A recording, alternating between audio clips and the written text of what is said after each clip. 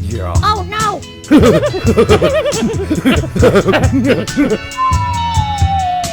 Matt, what the hell was that? Wasn't me, coach.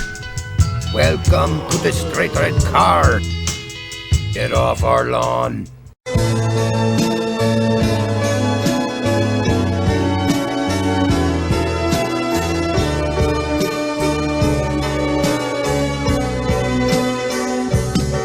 But she's a trap.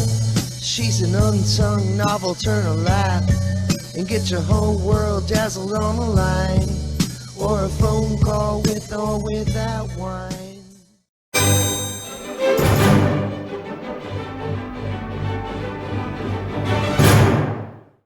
All right, so what do we got going next? Gregg going radio silent. Oh, you got like the topics up on the screen. Did you not hear me when you were doing the intros at the very beginning? You heard the keyboard going off like crazy? Yeah, I was making them all up on the spot. You need to make that closer to the mic, Lee.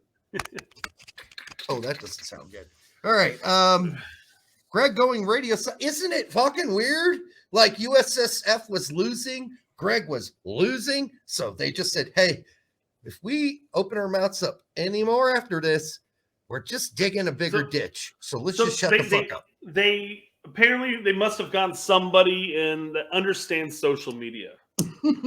Because if there's a controversy that's going on, the best way to have the controversy blow by is just don't talk about it.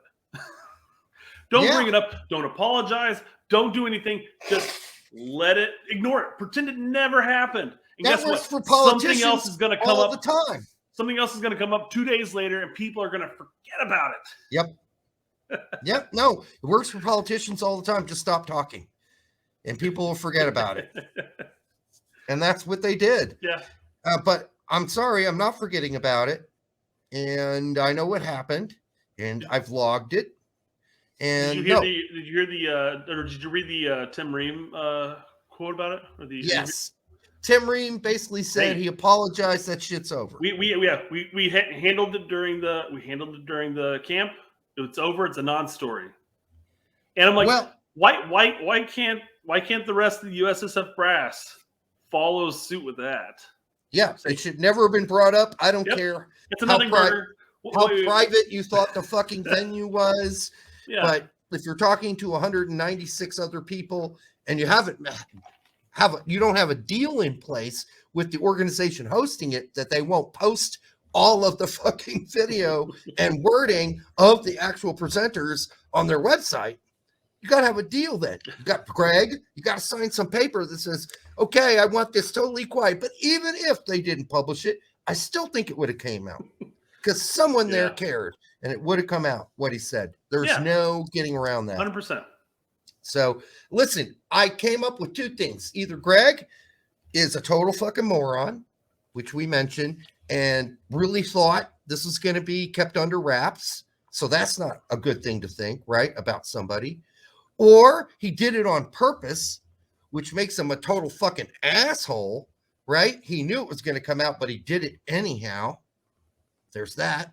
So those are the two options, right? Is there another dimension I'm missing here? Either he knew it was going to get out or he didn't know it was going to get out. It's black and white. And either way, he's kind of a fucking dick. Or one, he's a fucking moron, and the other one, he's a fucking dick. I honestly thought, my honest opinion here is that he looked at this. He's like, I got to come up with something. You know, this was actually a good moment in my tenure where there was a problem. No, and mind you, apparently it's a problem that he created himself, but it was a problem. It got resolved. The team backed it up. We all moved on. Good work, Gregg. Good. But I agree with you that it was his own arrogance.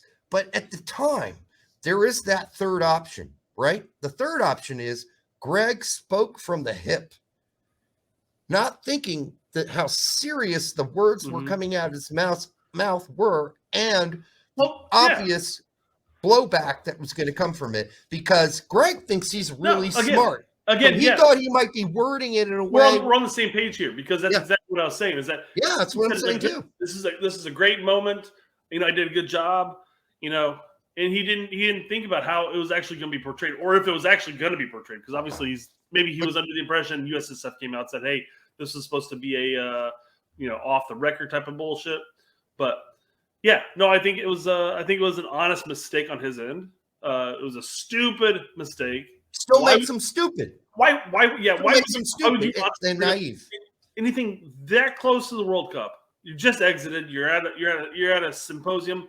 Why would you bring up anything from those last couple weeks at all? At all? You could have gone back to McKinney. That would have been fine. Everybody knows about that shit. Or you could have even gone back further than that and talked about your time in Hammerby, or you could talk about your time over at Columbus, or as an actual player itself, because I'm sure he was captain someplace. Oh, he was. Remember who's the guy that came out? Something Joy is his name, and he said, "Yeah, I played against Gregg in MLS. He was a fucking idiot." Ian Joy. Ian Joy. What was the name of that show? He's like, yeah. Ian Joy's like, I played against him. He would slam his head into lockers and shit. He was a fucking moron. He was a fucking gorilla, basically. And his whole point of bringing that up, though, was about how Berhalter handled the media and how they handled all the stuff that came out. Because Berhalter was trying to do some freaking like wax on, wax off bullshit as far as like trying to the media ask a question. No, look over here. No, look over there. And instead of just being himself and saying, hey, you know what? We had an internal problem. Gio fucked up. We've got it all resolved, And that would have solved all the problems because nobody could sit there and second guess it. Then you may have had some people like, hey, well, what did Gio do? What did Gio do? And like, we're not keeping that in-house. Fuck off, Yeah. I mean, he could have come out seriously in the World Cup and said, listen, I don't like saying this about any player, but right now, Gio isn't doing everything that he needs to be ready for the World Cup and ready to get out in the field and play. And that's as far as I'm going to go. You don't need to know anymore. Or you could just say, in that point, we addressed it as a team. And we're addressed it as a team, and we're moving on, and so is Gio. Yeah. End of story. That's it. And you're not going to hear any more about it. So this is it. Anybody ask any more questions? I'm not answering any of those questions. The whole passive aggressiveness of he was injured. Well, here's the thing. I was always told it. Jimmy said this too. Jimmy Conrad. He said, Gregg's kind of a dick. He's kind of a dick to play with. Back in the day, he had a bad temper, and nothing was his fault. It was always the guy next to him. It was his fault. It was never Gregg's fault. You're describing his entire tenure as a coach. Right. Kind of the point, right? I'm sorry. He hasn't really changed that much, but the point Ian Joy was making is this isn't the real Gregg Berhalter. Yeah. The real Gregg Berhalter is not a soft-spoken person. He's a jackass. But even as much as soft-spoken as Gregg is, he still comes off as a jackass. You can't win. Just being more quiet about being a jackass doesn't make you not a jackass. Mm-hmm. There you go. Mm-hmm. Seems like a two-faced butthole. So, yes, U.S. Soccer and Gregg have gone quiet. Like, I think Gio said his piece.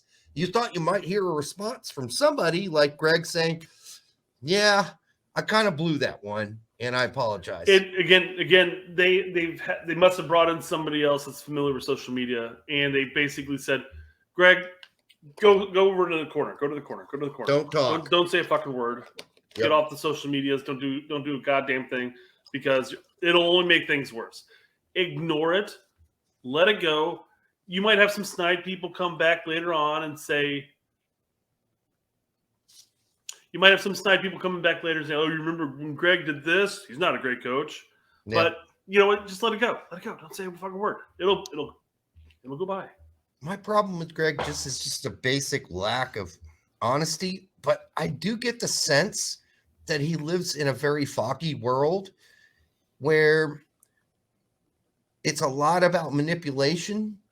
And I mean, that whole thing about changing the world, the way the world views American soccer, like that's really a foggy idea. Yeah. What does that really mean? And that's kind of the world that he seems to live in ideal-wise and morally. He seems to live in a foggy world. Dave Lamotte says, let me know if I pronounced your last name correctly, David. Lamotte? No, it's Lamotte, I'm guessing. Haha, imagine Gregg actually told the whole truth at the leadership speaking thing. We had a situation with a player that I created when I told him he wasn't going to play. He didn't mention the second part, David. He really didn't. He didn't mention that. By the way, I'm shaking up an old Smoky. This is a tradition on the show in about the 50th minute. It's butter pecan flavor. Very good. It's like drinking a fucking ice cream. It's delicious. All right. Or a milkshake. Not drinking alcohol. Out of my Sprite vodka a while ago. Now I'm just drinking the ice as it melts. You got to come prepared, Brett. I made a drink before, and the problem is if I bring my booze in here and I refill on the show, I have Drunk Brett episodes, and those were fun. those are only good every now and then. I mean, you can't have too much of it. I mean, too much of a thing is too much, 20 minutes of Drunk Brett. Bring back the Drunk Brett.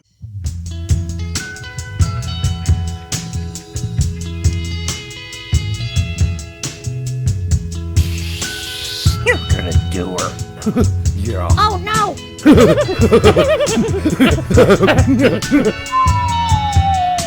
Matt, what the hell was that?